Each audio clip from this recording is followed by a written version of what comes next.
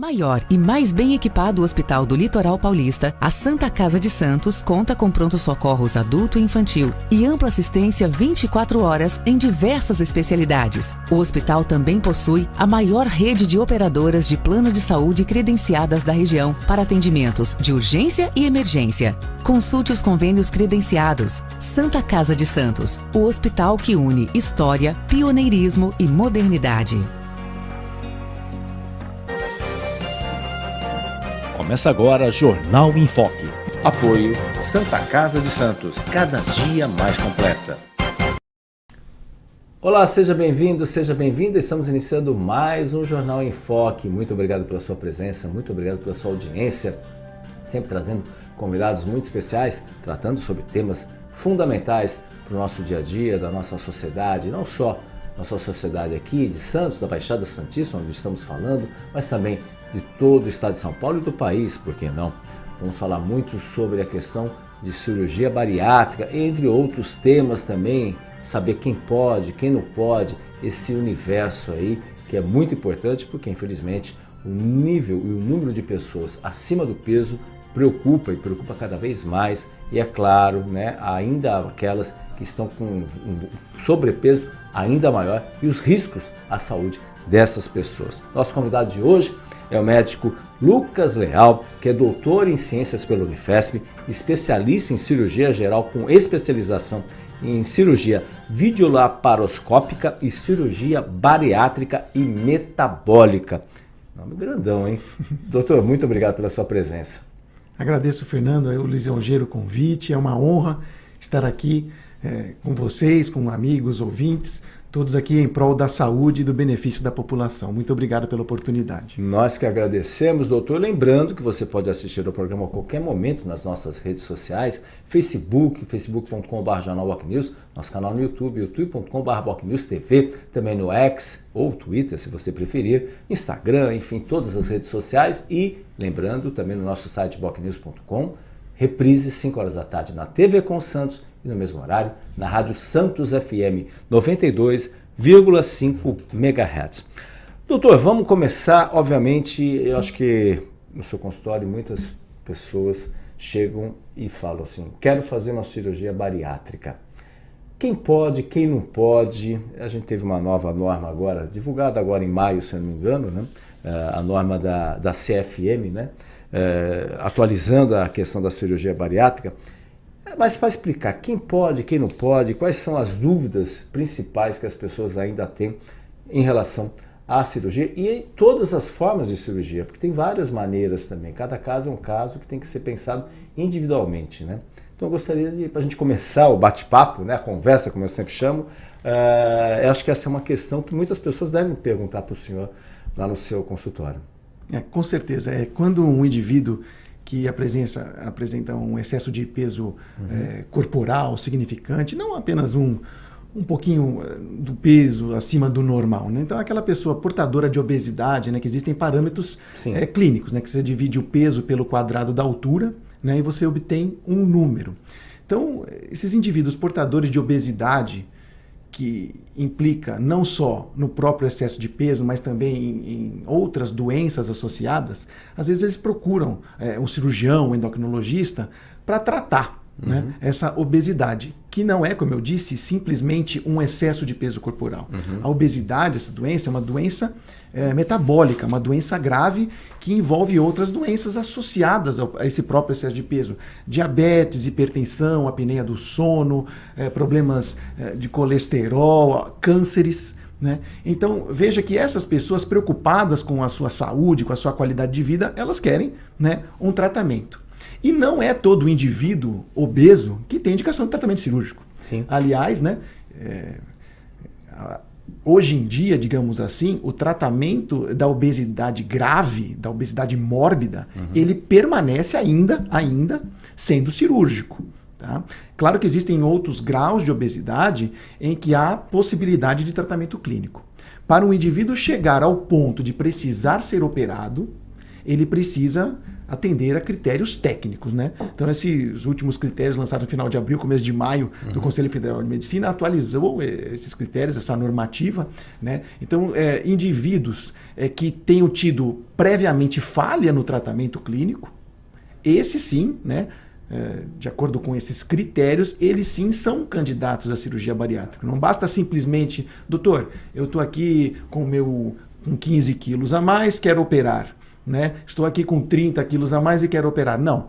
É preciso primeiro passar por um tratamento clínico comportamental, com medidas medicamentosas feitas por especialistas. Depois de esgotado aí esse tratamento clínico, essa mudança, né, tentativa de mudança de estilo de vida, no insucesso desse tratamento clínico, né, essa pessoa é uma das candidatas. E claro, como eu falei, né, no começo, tendo um índice de obesidade grau 2, por exemplo, com uma doença associada, aí sim tem uma indicação cirúrgica. Obesidade grau 3, que seria um IMC acima de 40, né, essa, independentemente de ter ou não, seria aí um candidato à cirurgia cirúrgica. E mais recentemente, o que mudou nessa normativa, né, é que aqueles indivíduos com obesidade grau 1, que é entre 30 e 35 de índice de massa corporal, com diabetes grave, atestada por especialistas que não tem resposta nenhuma com o tratamento clínico, pessoas com doença cardiovascular grave, com lesão de órgão-alvo. Essas pessoas, recentemente, devido ao avanço da medicina, teriam também indicação cirúrgica. Então essa seria a mudança. Por isso que é importante que aquela pessoa que sofre, né, que sofre efetivamente as repercussões orgânicas, né, no seu organismo e sociais da obesidade, procure um médico especialista, clínico, cirurgião, para que possa ser orientada, esclarecida, para ver o que ela poderia fazer de melhor para melhorar a sua saúde e a sua qualidade de vida, né? O senhor falou, e aí obviamente muitas pessoas têm dúvidas, como calcular efetivamente quem está... Porque muito se fala o sobrepeso, o que é o sobrepeso, o que é assim, já fugiu do sobrepeso, né? E aí a massa corporal é uma conta que tem que fazer, enfim, aí obviamente, só para, em termos assim, para as pessoas entenderem, a pessoa, por exemplo, ela mede, sei lá, 1,70 m. Vamos fazer tem homens e mulheres que obviamente vamos fazer na prática aqui um exemplo, né? Mas medicina não é matemática, eu gosto de dar até um exemplo desse sentido, né? Então veja, por exemplo, é claro, o índice de massa corporal ele é calculado dividindo-se o peso pelo quadrado da altura. Então você divide o peso pela sua altura e divide de novo o resultado pela sua altura. Tá? Eu já vou dar um exemplo prático. Mas o índice de massa corporal considerado normal, que é a faixa da eutrofia, seria de 18,5 a 25, digamos assim. De 25 a 30 seria o sobrepeso, né? E a partir de 30 seria a obesidade. De 30 a 35, obesidade grau 1, 35 a 40, obesidade grau 2 e mais de 40, obesidade grau 3. Mais de 50 a gente chama de superobesidade e mais de 60 a gente chama de superobesidade. Isso não é coloquial, isso são critérios técnicos. Então vamos dar um exemplo na prática, né? Então um indivíduo, por exemplo, que pesa 110 quilos, né, e mede 1,70 m. Ele vai ter um índice de massa corporal de 38, tá? Tendo uma doença associada como hipertensão arterial e diabetes, no insucesso do tratamento clínico, né, tentativa de perda de peso com dieta, exercício, medicações, né, um tratamento efetivo, né? Na ausência de resposta, ele tem critério cirúrgico, ele tem indicação cirúrgica, né? Agora, um indivíduo, por exemplo, uma senhora que pesa 125 quilos e mede 1,60 m, essa senhora, por exemplo, tem um índice de massa corporal de 48,8. Independentemente dela ter qualquer doença associada, a própria obesidade, as repercussões desse excesso de peso, desse índice, são imensas. Então ela já tem critério técnico. Costuma-se dizer que é o obeso saudável, entre aspas, né? Porque ele não está completamente doente agora. Mas você imagina essa senhora, com o passar do tempo, a sobrecarga cardíaca no joelho, doença osteomuscular, mesmo psicológica, né? Certa vez eu operei uma menina de 18 anos com 198 quilos. Nossa. Então você veja não só as repercussões orgânicas dessa menina, né, que era jovem, 18 anos. Claro que ainda não tinha diabetes, ainda não tinha hipertensão, ainda não tinha consequências em longo prazo dessas doenças que são associadas ao próprio excesso de peso. Mas imagina, infelizmente, o sofrimento que ela passa dentro de casa, o isolamento social que ela tem, as limitações para participar de atividades de vida diária, do cotidiano, de uma jovem, de uma adolescente. Então, a cirurgia da obesidade não é, muitas pessoas pensam, não é uma cirurgia estética. É claro que existe um ganho estético com a perda do peso, né? Mas a cirurgia da obesidade é uma cirurgia para uma doença. É uma cirurgia para tratar, para se obter saúde, melhorar a qualidade de vida e diminuir, né, os riscos da mortalidade, de toda a morbidade, que a gente fala assim, as consequências das doenças que são associadas a esse excesso de peso. Né? Não, isso é importante, porque as pessoas, que nem o senhor falou, gordura saudável. Como que é? Isso porque muitas vezes as pessoas falam, ele está acima do peso, mas ele não tem diabetes, não tem absolutamente nada.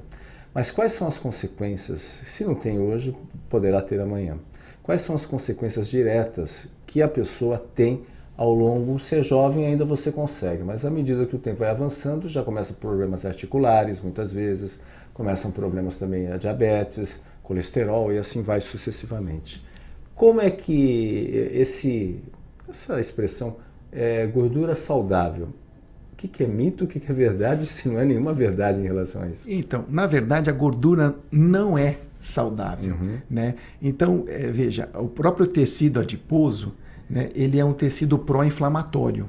Então, esse excesso de tecido adiposo, ele não vai implicar em repercussões absolutamente físicas, digamos assim. Claro, o excesso de peso vai implicar em sobrecarga osteomuscular, em dificuldade, em limitações.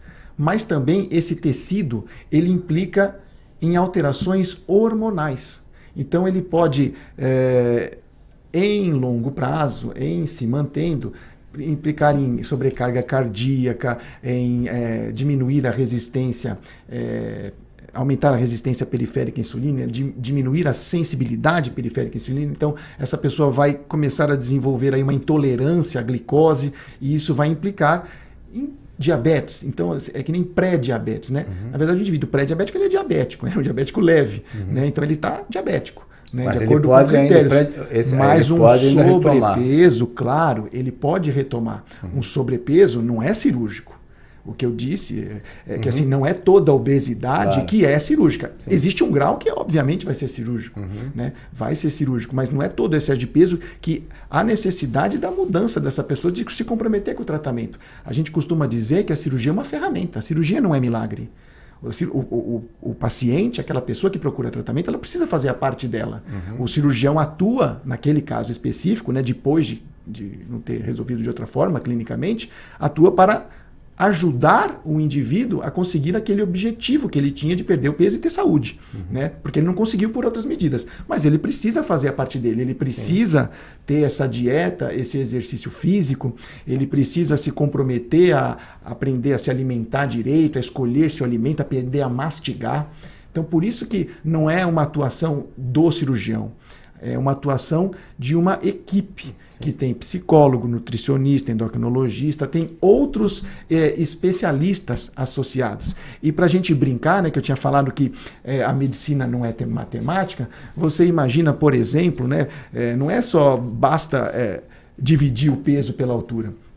Veja que se fosse você pegar um lutador de boxe que pesa 120 quilos, dividir pela altura, pode ser que ele tenha um IMC elevado. Mas ele não é gordura, ele é músculo puro. Então esse número ele precisa ser interpretado à luz daquela pessoa.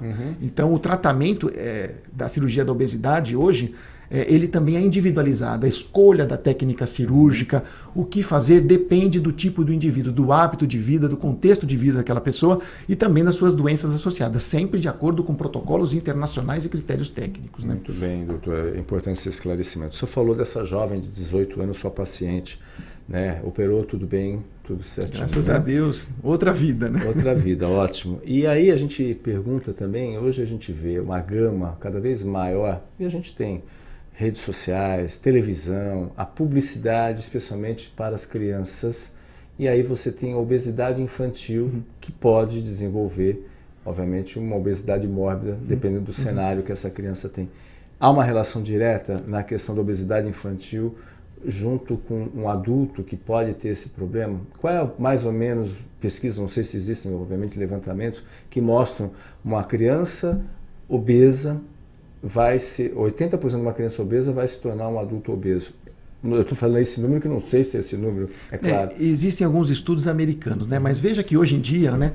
Veja que estou falando do Brasil, trabalhos de ciência, trabalhos populacionais.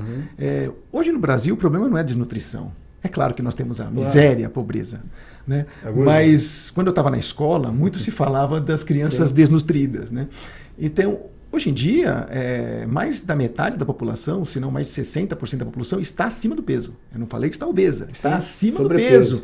Só que a parcela de indivíduos portadores de sobrepeso e obesidade vai aumentando de acordo com o tempo, está aumentando. E esta questão, como você falou, Fernando, não é apenas para adulto, mas está envolvendo também crianças e adolescentes. Existem trabalhos, eu também não me recordo um número específico, o americano gosta de fazer esse trabalho, e eles têm relações numéricas e cientificamente eles têm proporções e eles demonstram que uma criança obesa vai virar um adolescente obeso, vai virar um adulto obeso. Porque, que nem meu pai brinca, né? Meu pai também é cirurgião bariátrico, ele fala que a nossa vida é uma vida repleta de hábitos engordativos, em que nós ficamos sentados, nós temos controle remoto, nós nem saímos mais de casa para pegar comida, né? Então tudo chega na gente, tudo é fácil, os fast foods, aquelas comidas rápidas, pouco saudáveis, então tudo leva a ganhar peso.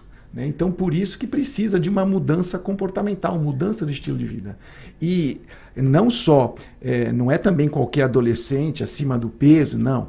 Isso também, de acordo com critérios técnicos, indivíduos acima de 16 anos de idade, né, que precisam de ajuda, né? E não só, às vezes, de pediatra, mas também precisa de uma avaliação de um cirurgião para ver se seria o caso. Né? E isso, como eu disse, sempre atendendo, né, parâmetros científicos no insucesso de outras medidas. Né? Exatamente, isso é realmente uma preocupação, porque hoje, e é muito comum, né, doutor, a gente vê aí para a criança parar de chorar, ou dar um celular, ou então compra um salgadinho qualquer, né, aqueles... O doce, tá? O docinho, salgadinho, então tem que ter cuidado aí nesse sentido.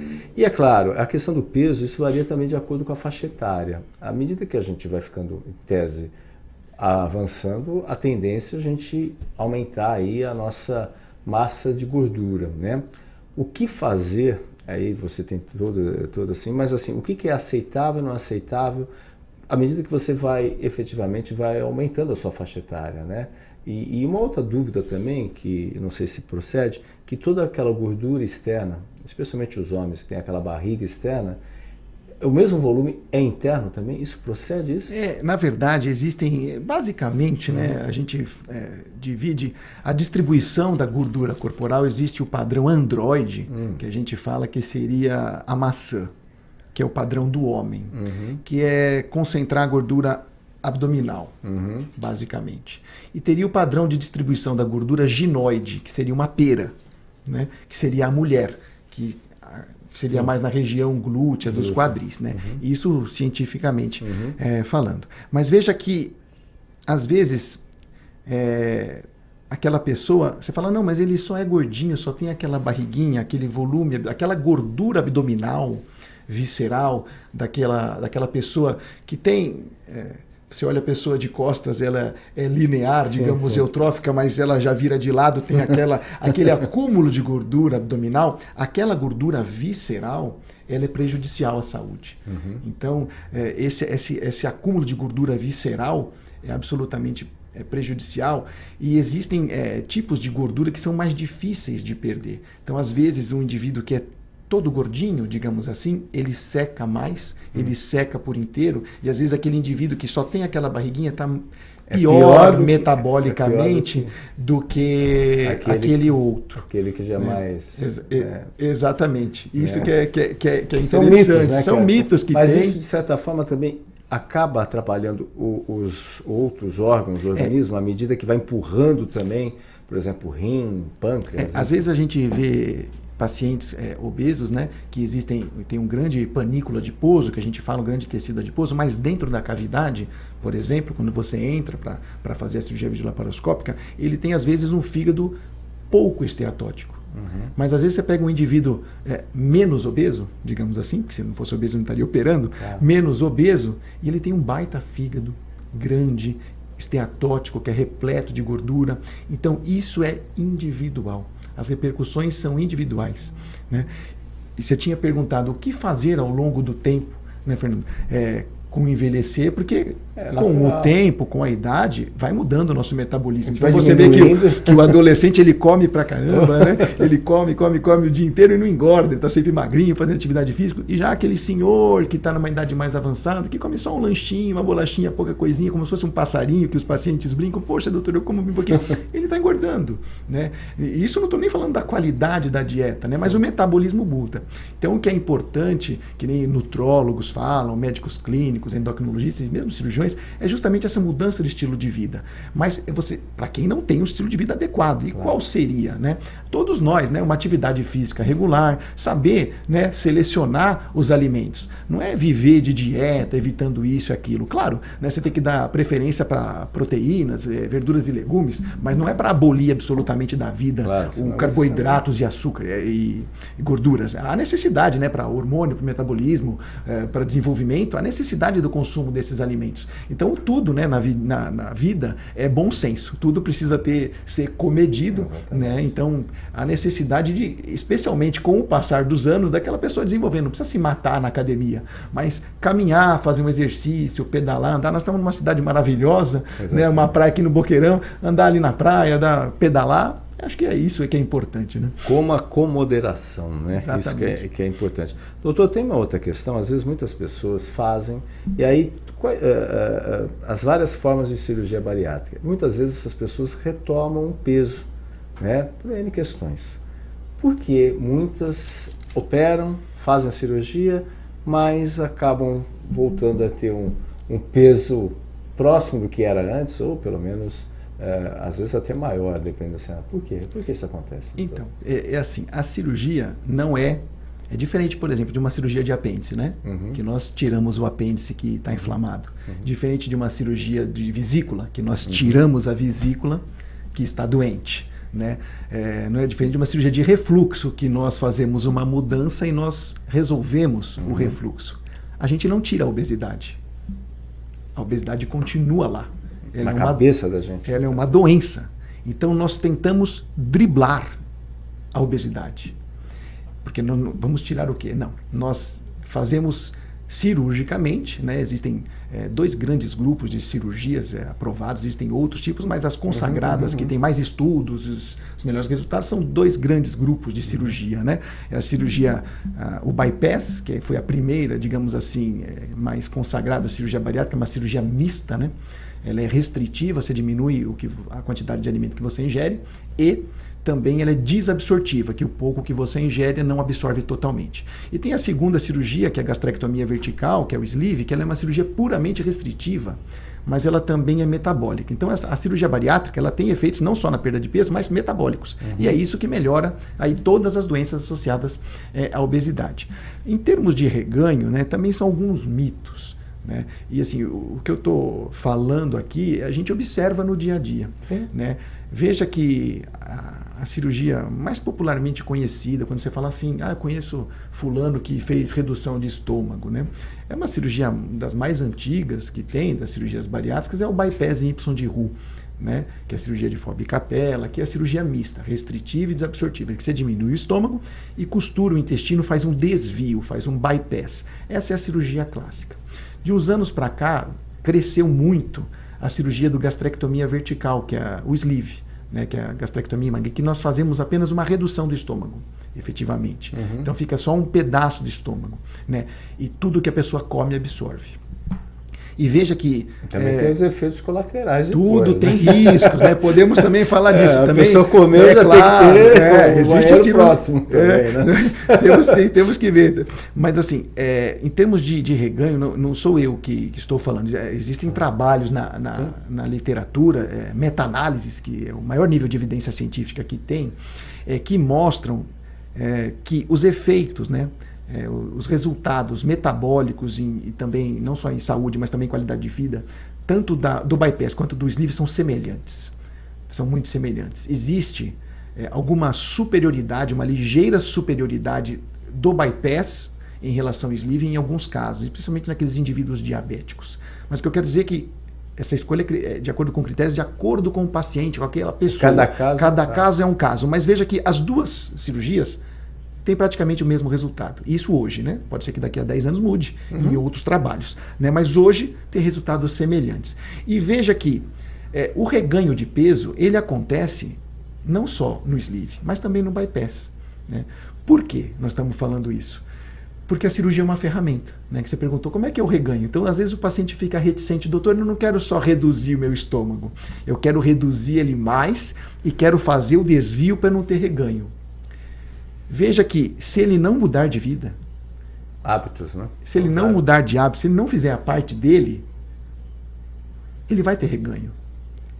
A maioria dos pacientes que tem reganho hoje são aqueles pacientes que foram operados do bypass há anos atrás, porque eram muito maiores números, né? E não é porque fez sleeve que ele vai ter um reganho.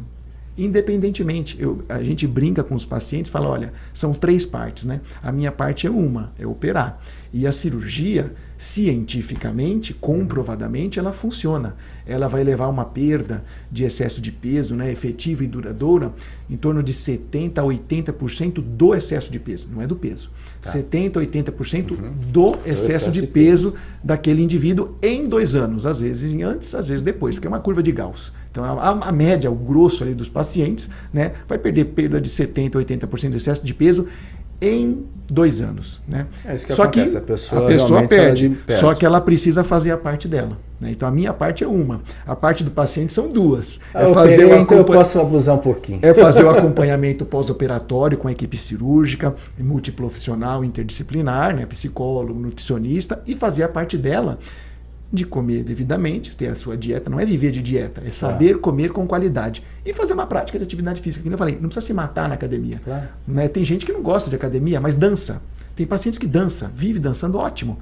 Isso é ótimo. Até em casa. Exatamente. Uma música, dança. Exatamente. Então, é necessário que a pessoa faça aquela parte para que não tenha, que é uma coisa que pode acontecer. E nós vemos o reganho de peso não só também com a cirurgia, mas e principalmente também com o tratamento conservador, né? Isso também é cientificamente provado, né? Até pegando esse gancho, doutor, antes da gente ir para o intervalo, mas até para não perder o foco nisso daí.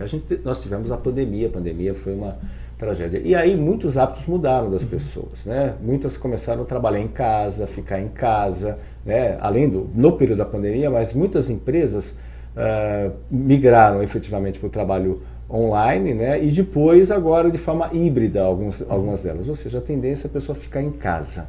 E aí tem a geladeira, abre a geladeira, sempre tem alguma coisinha.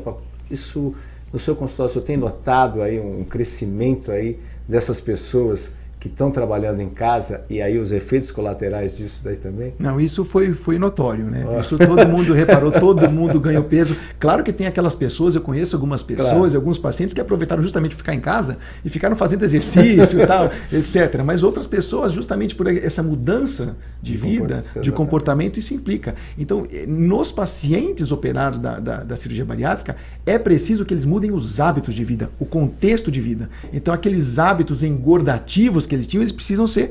Por isso que precisa da participação da família. Estimular aquele indivíduo a mudar de vida, mudar aquele ambiente que ele vive, às vezes também no trabalho. Aquele hábito de ficar tomando cafezinho o dia inteiro, todo dia, com açúcar, sair para fumar, refrigerante, tirar. Tem paciente que tem, por exemplo, frigobar do lado da mesa de trabalho e fica o dia inteiro tomando Coca-Cola. É difícil, então você precisa mudar, você precisa se ajudar. E às vezes o contexto da pessoa, mas você vai comer só isso? Mas é só aquilo que ele precisa para viver. Ele come para viver ou vive para comer?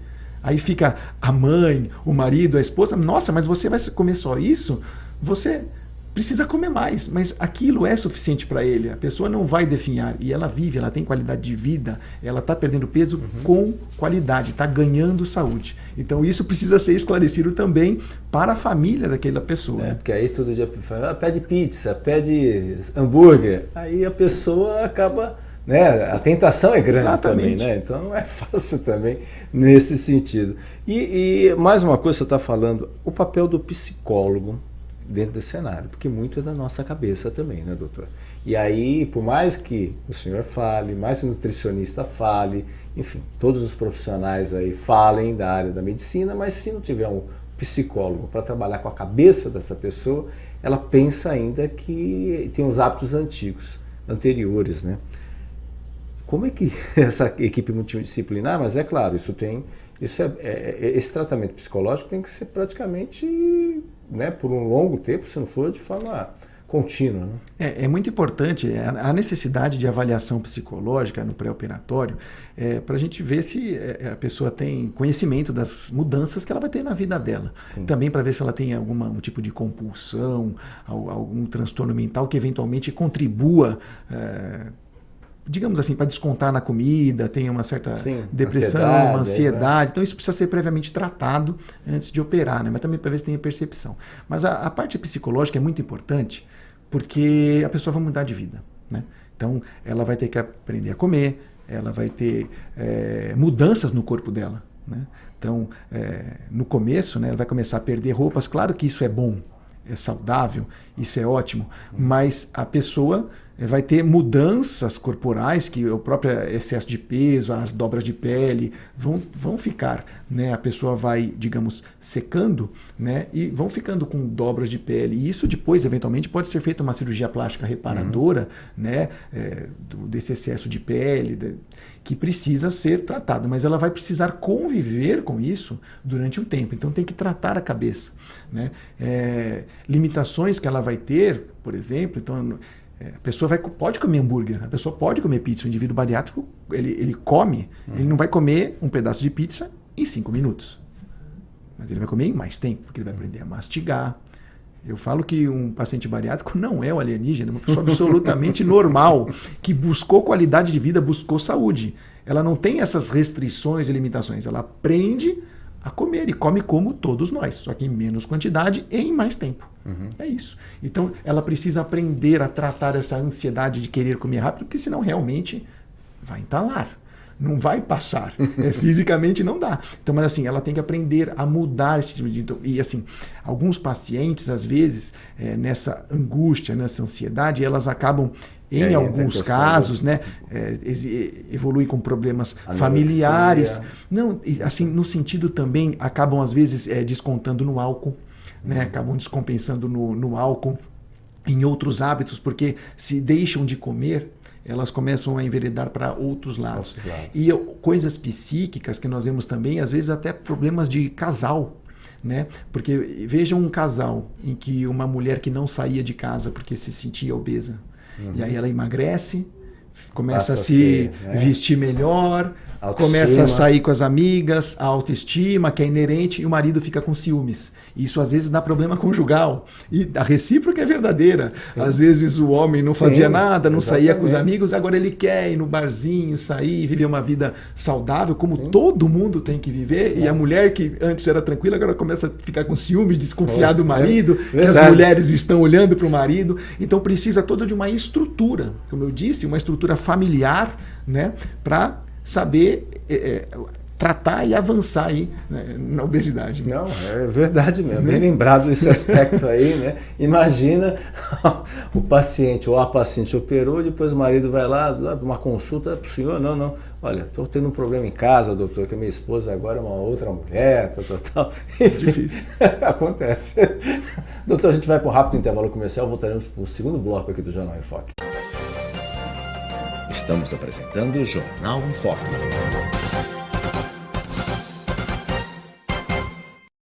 Maior e mais bem equipado Hospital do Litoral Paulista, a Santa Casa de Santos conta com pronto-socorros adulto e infantil e ampla assistência 24 horas em diversas especialidades. O hospital também possui a maior rede de operadoras de plano de saúde credenciadas da região para atendimentos de urgência e emergência. Consulte os convênios credenciados. Santa Casa de Santos, o hospital que une história, pioneirismo e modernidade.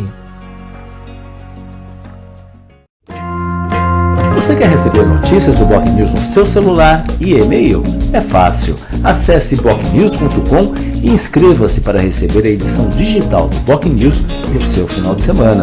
E para receber também o boletim diário, resumo do dia, sempre de segunda a sexta, envie uma mensagem pelo WhatsApp 13 99123 2141. Fique bem informado e receba sempre conteúdo de qualidade com a credibilidade do Boc News. Pensando na facilidade e maior conforto para você, o aplicativo da TV Com oferece a nossa programação ao vivo, 24 horas, interação com as nossas redes sociais e muito mais. O app TV Com Play está disponível nas principais lojas de aplicativos. TV Com, interagindo com você.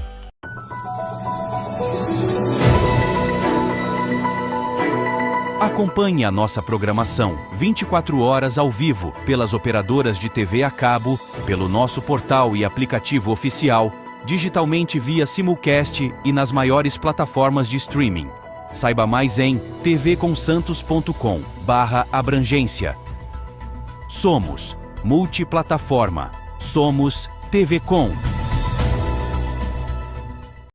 Acompanhe as nossas redes sociais, ficando por dentro de tudo que rola aqui, na TV Com. No Facebook, tvconsantos.oficial. O nosso Instagram é @tvcom.santos, no X @tvcom_santos. E pelo nosso canal oficial no YouTube, emissora TV Com. Nosso WhatsApp é 13 97 417 5194. TV Com, interagindo com você. Acesse o portal da TV Com e acompanhe a nossa programação 24 horas ao vivo, interaja com as nossas redes sociais e fique por dentro das últimas notícias em nossa região, do país e do mundo. Confira também os nossos programas e conteúdos especiais. tvconsantos.com. TV Com, interagindo com você. Voltamos a apresentar Jornal em Foque.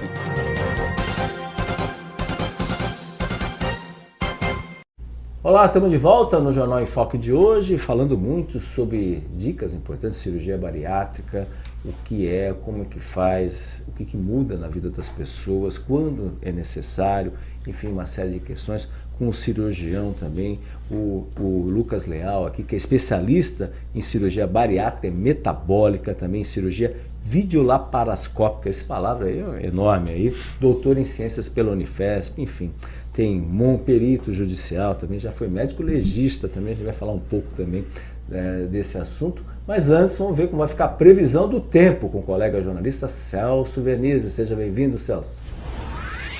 E agora, Celso Vernizzi. O aumento do tempo.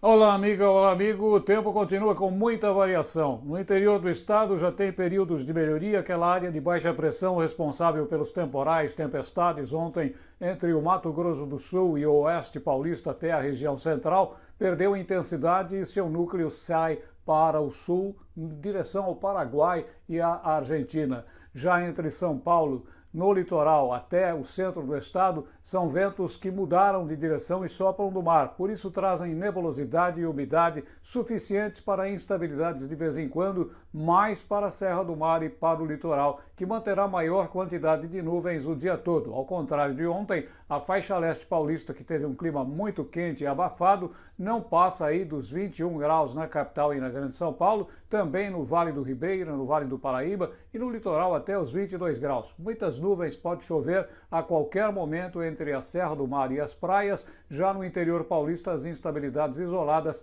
acontecem durante a tarde. Com calor no interior, 28 graus ao contrário da faixa leste, até os 30 nos extremos oeste, norte e noroeste paulista. Muita variação nas condições do tempo.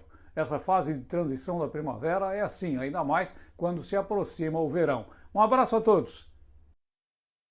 Muito bem, Celso Vernizzi, o homem do tempo. A gente estava falando aqui muito, né? E até a pergunta que eu vou falar perguntar para o doutor aqui, que agora é a nova febre das canetas emagrecedoras, né? O que pode, o que não pode, os cuidados que a gente tem que ter, né? Porque eu mesmo já presenciei, assim, uma viagem, os caras comercializando caneta como se fosse comercializando uma barra de chocolate, sei lá o que fosse, né? Dentro do avião, né? Vindo aí do Paraguai, por exemplo. Os caras trocam aí com uma facilidade. Aí eu fiquei espantado, eu não conhecia esse universo, doutor, eu fiquei espantado. Quais são os prós, os contras, a origem, né? Tem que estar atrelada à Anvisa, que é importante, né? Às vezes o barato pode sair caro. A gente teve, infelizmente, já tivemos casos no Brasil e no mundo todo de jovens vítimas, né? De aplicação equivocada, né? Não é todo profissional que tem que aplicar. Como que funciona isso? Eu sei que a sua origem, mas assim, é a questão de emagrecimento rápido, né? E o que é real, o que não é, né? É uma febre, né? Tem gente aí na política, então, que um indica para o outro, faz isso, faz aquilo, enfim. Essas canetas surgiram, né? Que a medicina está em constante evolução, né? Não é estática, a medicina é dinâmica. Uhum. Então, hoje, também não sou eu que estou falando, meta-análise agora de 2025, né, em estudos envolvendo mais de 60 mil pacientes, né, que mostram que ainda o tratamento da obesidade grave, obesidade mórbida, é cirúrgico, ainda está cirúrgico, né. Essas canetas emagrecedoras, elas surgiram justamente para tratar a obesidade também, a partir da observação de resultados da cirurgia bariátrica, da descoberta de hormônios envolvidos na cirurgia bariátrica, por isso que ela é chamada de cirurgia metabólica, né?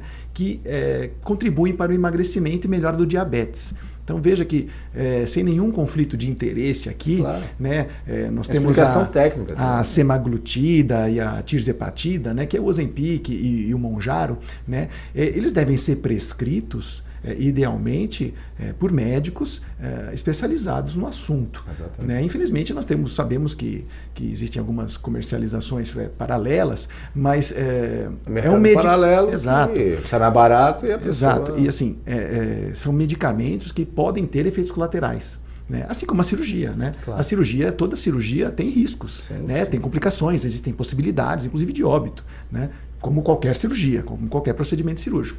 E assim também essas canetas, né?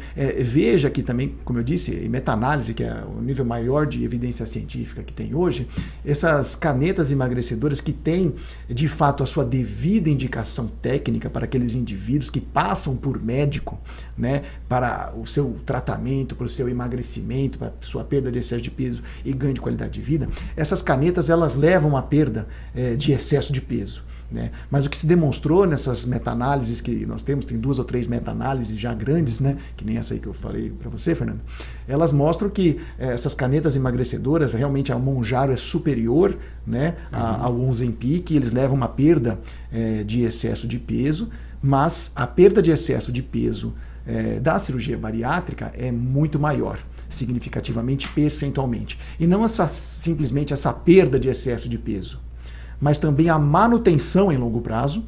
Isso já foi visto, com uma diferença absolutamente significante e favorável à cirurgia bariátrica, sendo mais efetiva que essas canetas, tá? Mas também com menor índice de reganho. Então, os trabalhos, a maior evidência científica, mostram que existe menor reganho em quem operou e mudou o estilo de vida, do que aquele indivíduo que conseguiu de uma maneira mais rápida, digamos assim, sim, menos invasiva, teoricamente mais fácil, de utilizar uma caneta emagrecedora, né? Só que essa caneta, cientificamente, ela tem um maior reganho, tem uma menor perda de peso e um maior reganho, volta a ter excesso de peso antes, né, do que a cirurgia bariátrica, digamos assim, né? Sim, por isso que a necessidade de se ter uma indicação técnica. E veja que, como eu disse, aquele indivíduo que precisa perder 10, 15 quilos, praticamente ele não precisa de cirurgia bariátrica. Sim. Não é todo mundo que está, como a gente falou, que tem indicação de cirurgia bariátrica. Claro. Ele consegue, às vezes se não conseguiu com medidas comportamentais de dieta e exercício, ele passando por uma avaliação endocrinológica e sendo devidamente prescrito para ele aquela ou aquela outra medicação, por exemplo, metformina, orlistat, outras drogas que tem, né? E tinha sibutramina, né? Fazer aquele tratamento clínico, ele podia perder aqueles 10, 15 quilos, às vezes perde 30 quilos, né? Então ele pode perder com a caneta emagrecedora 10, 15 quilos e para ele está ótimo, ganhou qualidade de vida, e essa pessoa, tomara que sempre continue, mantenha e mude o seu comportamento. Ela não pode querer buscar uma cura milagrosa, porque isso não existe, ela precisa fazer a parte dela. O que nós estamos falando aqui é daquele paciente que pesa, por exemplo, 180 quilos. Ele vai fazer uso, ele vai gastar uma quantidade significativa de dinheiro, né? Uma pessoa com 180 quilos. Vamos supor que ela perca 50 quilos, que não vai perder. Que ela perca 50 quilos com essa caneta emagrecedora que vai gastar um montante significativo. Ela vai continuar com 130 quilos. Ela vai continuar obesa. Então, veja que precisamos ter esse bom senso, né? Então, é importante que o paciente não passe por uma avaliação médica e veja a opinião do médico, porque também tem efeitos colaterais, tem pancreatite grave, que pode ser secundária, e existem efeitos colaterais graves. Né? Como eu falei, toda cirurgia tem riscos, tem evolução pós-operatória, existem períodos de adaptação. Mas, por exemplo, essas canetas emagrecedoras podem dar obstipação intestinal, que fica com o intestino preso, fica com náusea, o paciente fica nauseado. Efeitos colaterais. Efeitos colaterais, tudo tem efeito colateral. Quanto tempo, por exemplo, você usa? A pessoa tem que usar durante quanto tempo uma caneta? Às vezes pessoas que ficam usando por 4, 6 meses. Né? 6 meses. Existem tem trabalho que mostra que em 3 anos, utilizando caneta emagrecedora, porque ela tem aquela fase grave, né? Depois de ataque, digamos assim, não é grave, que vai aumentando progressivamente a caneta emagrecedora, depois ela fica num platô e depois ela desmama e tem uma manutenção. Existe um trabalho americano que apareceu agora no último congresso, eles mostram que o custo efetivo em 3 anos de caneta, com uma manutenção de uma dose mínima em longo prazo, é muito mais cara do que a cirurgia bariátrica. E isso eu estou falando em termos de saúde pública, né? Que também nós temos que pensar como médicos na aplicação de recursos públicos, né? Não é todo indivíduo que tem o montante particular, porque, aliás, isso aí é exceção da exceção. A saúde suplementar no Brasil, a maioria das pessoas tem convênio, aliás, a maioria das pessoas não tem convênio, precisam do sistema único de saúde. Então, aquela pessoa que tem os recursos limitados, ela está investindo naquele tratamento, ela pode ter um reganho, ela pode ter efeitos colaterais e vai gastar muito mais do que se ela fosse operada. Mas não é qualquer um que pode usar a caneta, não é qualquer um que pode ser operado. Por isso que a indicação do tratamento da obesidade precisa ser individualizada, de pessoa a pessoa, caso a caso. Né? O senhor falou muito bem, o SUS, não só para a cirurgia bariátrica, mas também o próprio Ministério da Saúde anunciou também, as canetas também estão sendo entregues. Como é que, pelo seu conhecimento, como é que está funcionando bem, especialmente cirurgias bariátricas? A fila de espera é muito grande. Como é que pelo contato que o senhor tem, obviamente, contato que o senhor tem com os seus colegas também? Não, nós temos aqui serviços públicos que são feitos no próprio Hospital Guilherme Álvaro, é feita a cirurgia bariátrica com excelência. Temos serviços públicos em São Paulo, mas infelizmente a demanda é muito grande. A população obesa no Brasil é imensa, não só no Brasil, mas no mundo. É a primeira pandemia, digamos, é de obesidade, não foi a do Covid-19, é a própria obesidade, que é uma epidemia em todo o mundo, digamos assim, para brincar.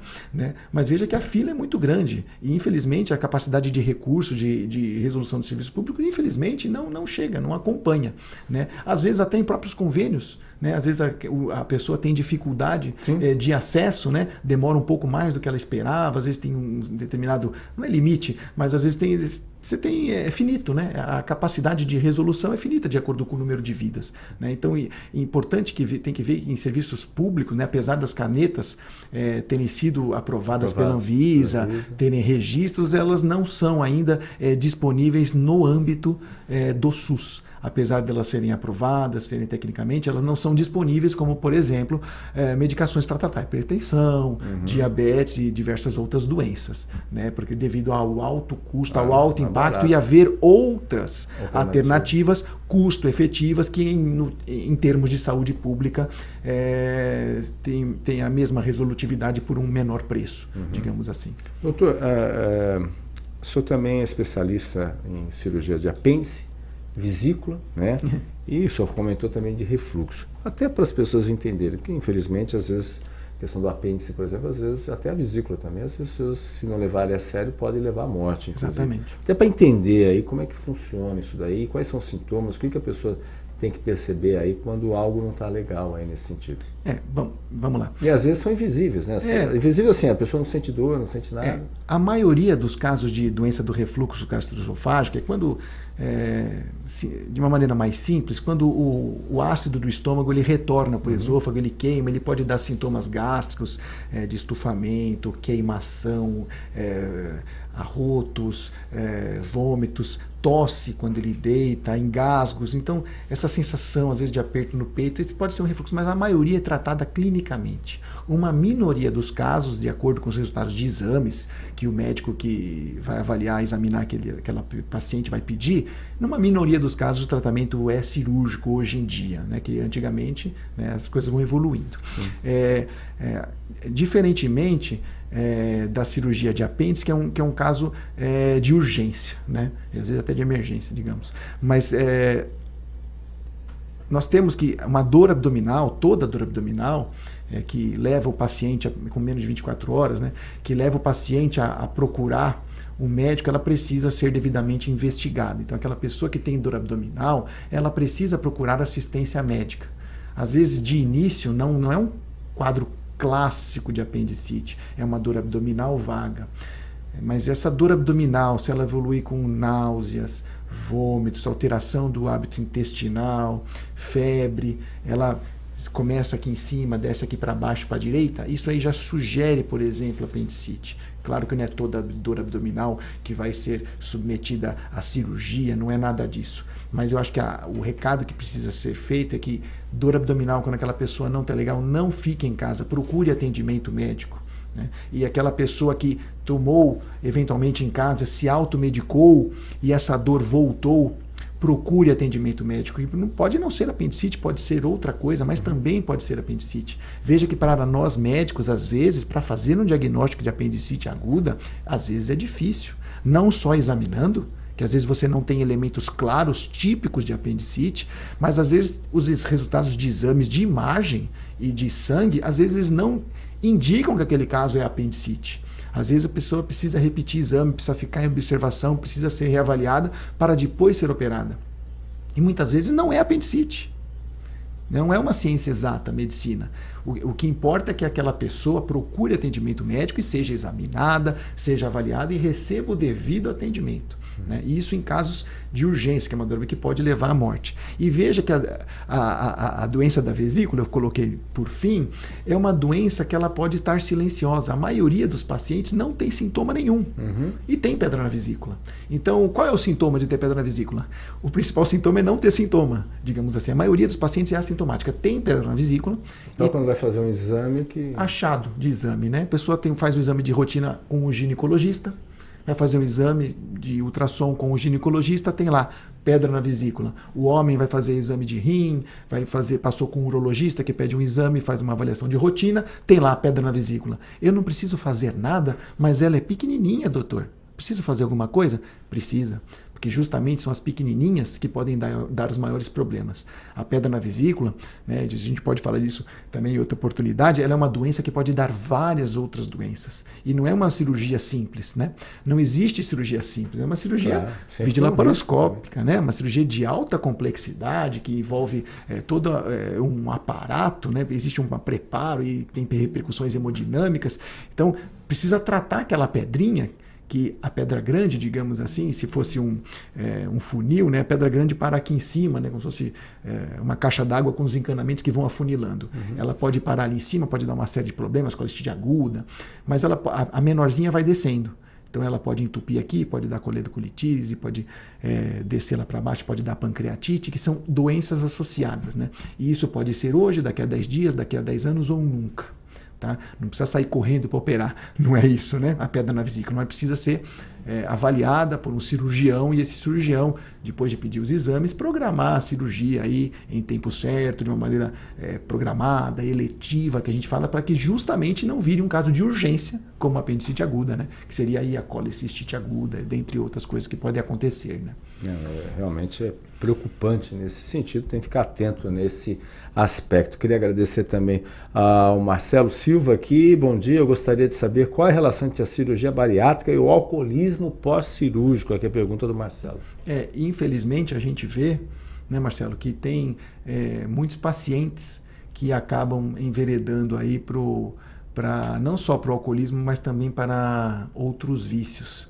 Não necessariamente no sentido de acometimento do psicológico da depressão. Claro que tem isso. Nós temos trabalhos que mostram que, inclusive, a depressão melhora com a cirurgia bariátrica. A pessoa melhora a autoestima, melhora tudo, né? Mas, claro que, às vezes, se a pessoa não tem o preparo psicológico prévio, não tem aquele contato com a equipe interdisciplinar, às vezes, por condições de vida, circunstâncias de vida que pode acontecer com qualquer pessoa, independentemente de ser operado ou não, ela acaba descontando aí no álcool ou num vício.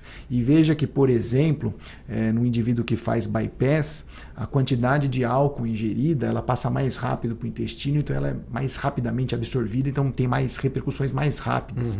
Então eu costumo falar que se você... No seu sábado, você toma 3 cervejas durante o dia, 4 cervejas durante o dia inteiro e fica tranquilo.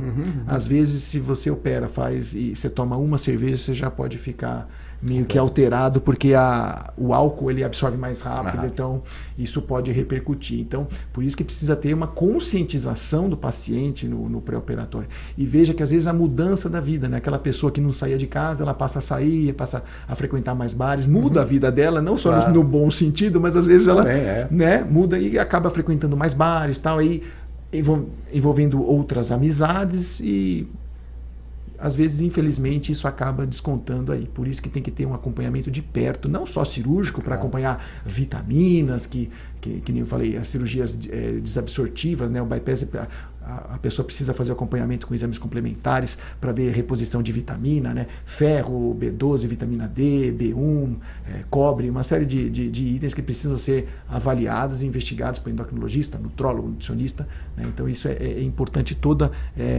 o indivíduo, o tratamento como um todo, né? Muito bem. Doutor, a gente vai para um rápido intervalo comercial, voltaremos já para o último bloco aqui do Jornal em Foque. Estamos apresentando o Jornal em Foque.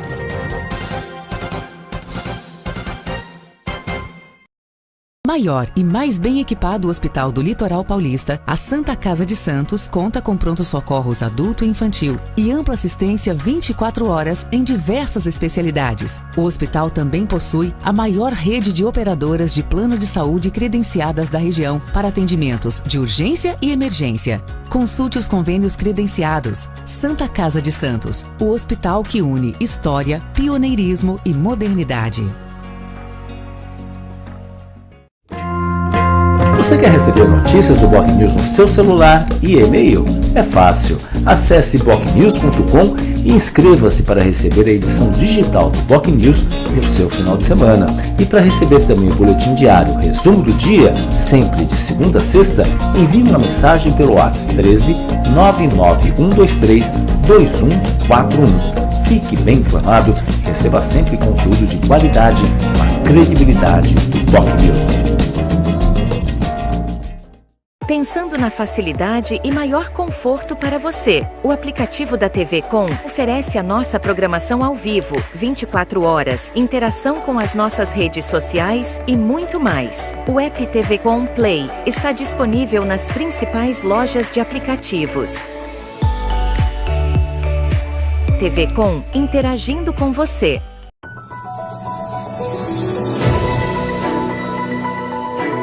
Acompanhe a nossa programação 24 horas ao vivo pelas operadoras de TV a cabo, pelo nosso portal e aplicativo oficial, digitalmente via simulcast e nas maiores plataformas de streaming. Saiba mais em tvconsantos.com/abrangência. Somos multiplataforma. Somos TV Com. Acompanhe as nossas redes sociais, ficando por dentro de tudo que rola aqui, na TV Com. No Facebook, tvconsantos.oficial. O nosso Instagram é @tvcom.santos, no X @tvcom_santos. E pelo nosso canal oficial no YouTube, emissora TV Com. Nosso WhatsApp é 13 97 417 5194. TV Com, interagindo com você. Acesse o portal da TV Com e acompanhe a nossa programação 24 horas ao vivo, interaja com as nossas redes sociais e fique por dentro das últimas notícias em nossa região, do país e do mundo. Confira também os nossos programas e conteúdos especiais. tvcomsantos.com. TV Com, interagindo com você. Voltamos a apresentar Jornal em Foque.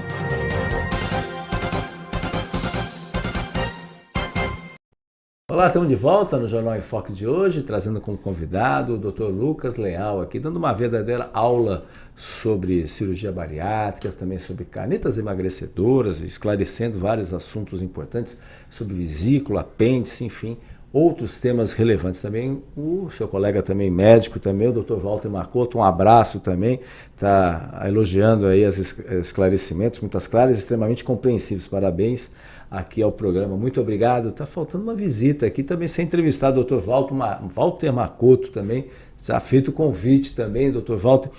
Doutor, a gente está chegando ao final e eu queria saber duas questões. Primeiro, a gente acha que essa questão é mais as mulheres que procuram esse tipo de atendimento, né? O atendimento da cirurgia bariátrica, mas a gente percebe que os homens também estão mudando isso. A gente vê hoje, né, nas redes sociais, hoje tem de tudo, né? Cantores, tudo, muitos cantores e youtubers aí que fazendo para emagrecer, essas coisas todas. Isso ajuda também, né? Estou emagrecendo, que era youtuber, que agora até emagreceu, enfim.